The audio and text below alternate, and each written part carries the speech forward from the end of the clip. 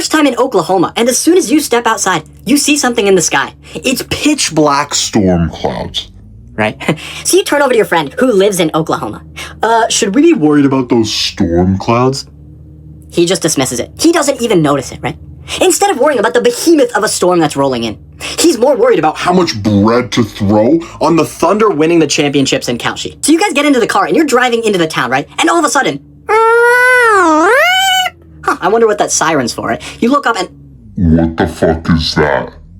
It's just a tornado about 5 miles ahead of you. So you look over at your friend and he doesn't even notice it, right? He's just on his phone and he's like, huh? Oh, look at that. It's another tornado. Let's get closer.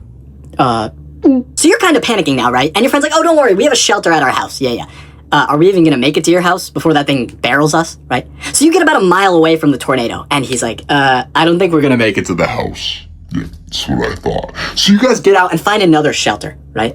Then suddenly a cowboy walks out on his horse up to you and goes, you think you can step in the big O? How about I give you the big O? What? So you just get the fuck out of there. First time in Texas, and you can't wait to check it out, right? But as soon as you step outside, what the fuck was that? Right? A Ford F-650 lifted to the stratosphere flies by you at Mach 3. Holy shit, right? But then you look at the speed limit. It's 100 miles per hour. So you go over and ask a guy for food recommendations, and he's like, food? Go to Whataburger. Right? And he's so motivated by that he hops on Kalshi and just throws 100 grand on the Spurs winning the championships. What the fuck? So you drive into the town and immediately realize he was not wrong, right? You look to the right, there's a Whataburger. You stop at a red light, and before it even turns green, they installed a Whataburger in front of your car, right? You look in your back seat, there's a Whataburger just sitting there. What the fuck? Then before you can even drive away, there's a guy on the side of the road. So you roll your window down and he goes, you know, everything's bigger in Texas. Including me. You want to find out? So you get the fuck out of there. So you drive over to Western Texas. Big fucking mistake, right? Because you get out of the car and immediately a tumbleweed the size of a house rolls by. And the sound comes. Wow, wow, wow, right? And a cowboy on his horse walks up to you and goes, you want to ride?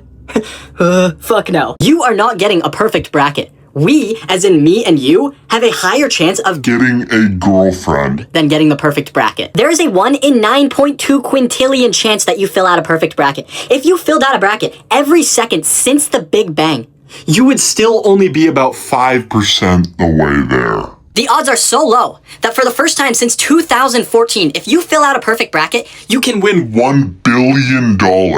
Yeah, if you go onto Kalshi and fill out a perfect bracket, then let's just say you could buy your own island. Now that's obviously not going to happen, right? But if you do get the top scoring bracket, you will still walk away with $1 million. But let's snap back to reality here, because there's going to be a random kid named John Smith dropping 50 points per game straight from corner threes with the worst shooting form you've ever seen. Straight out of a college from the depths of Wyoming that you have never heard of. First time in Arizona, and as soon as you open the door, what the fuck is that? Every single cicada within a 100-mile radius is screaming as if it is being burned in hell, right? Whatever. So you step outside, and you look down, and your shoe just melted. Because the ground is just a grill. So you pull out your phone to check the temperature. Only 95. That's tolerable, right? Let's check the feels like. 135 degrees. Fuck. That's not too good, right? But the locals, they don't give a shit. You look over, and one guy is just baking cookies on top of his car. And you look over here, and this guy's just betting on Kalshi that Arizona is going to win the semifinals for March Madness. Yeah, how do you even see your phone? So you walk over and get into the car, and the steering wheel just has smoke coming off of it, right? The leather seats are already melted, and the seat belt buckle is red hot, right? So you try to carefully put it on, and you just branded yourself with the seat buckle. So now you are absolutely pissed off, right? And just to put the cherry on top, you look out the window, and there's a cactus just looking at you like this. But then you look the other way, and you see a sunset so beautiful, comparable to a scene in Interstellar, right? And then you look down, and there's a scorpion, and it's just glowing. So you just book a flight home. It's 2020, COVID is going crazy, and it's your first Zoom class, right? So you open up your laptop, and you log in, and what the fuck is that? Charlie, your best friend, is calling in from the Amazon rainforest. He was literally at your house yesterday, right?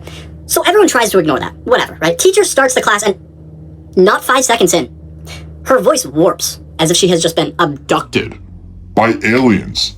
right? Now you can't understand a single thing she's saying. All of a sudden, beep, beep, beep.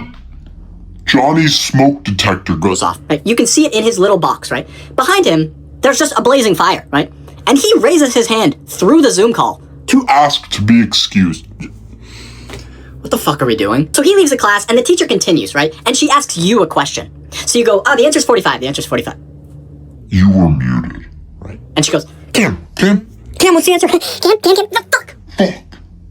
You unmute. The answer's 45. I was muted, sorry. Fuck. Now the whole class sees you crashing out over Zoom, right? And out of the corner of your eye, one of the little boxes. Someone gets swatted on the Zoom, right? They're just getting arrested inside of the frame. So you just leave the call. And for every proceeding call, you join it, shut your camera off, and just go to sleep. All right, so how can we make them go psychotic before they even get a job? Oh, I know. First, let's make them do 4 years of college, and then, while they're doing that, let's make them work at a hospital. For 20 hours a day. That's fucking genius. Oh, and also, let's only put them with the crazy psychotic patients, right? Oh, and here's the cherry on top. We don't pay them a fucking dime. That's fucking genius. Oh, and then after they get out of their shift at 5 a.m., let's give them a chem lab at 6 a.m. Yeah, these guys are so fucked. All right, and then once they're done with college, let's put them through another 4 years of college. Yeah, but wait. In order for them to get in, they need to take a 7-hour exam where they need to know every single subject in the entire world. Oh, yeah, fuck yeah. Oh, wait, and how expensive should this all be? Oh, I know, okay, so they have to either be born into a rich family, or they need to sell one body part per semester just to stay in college. Oh, I think we just solved world hunger with this one. It's midnight and you cannot sleep. You know what? I'm gonna go get a quick pump, right? It's gonna be a nice calm gym session, right? So you drive over, and as soon as you open the door... What the fuck is that? Right? One of the guys is just chewing on the push-down rope, right? And you look over to the corner, and it's just your friend. And he is just levitating. 135, 225. 135, 225. Yeah, let's just go that way. So you walk over to the free weight section, right? And what do you know? It's the broccoli heads, right?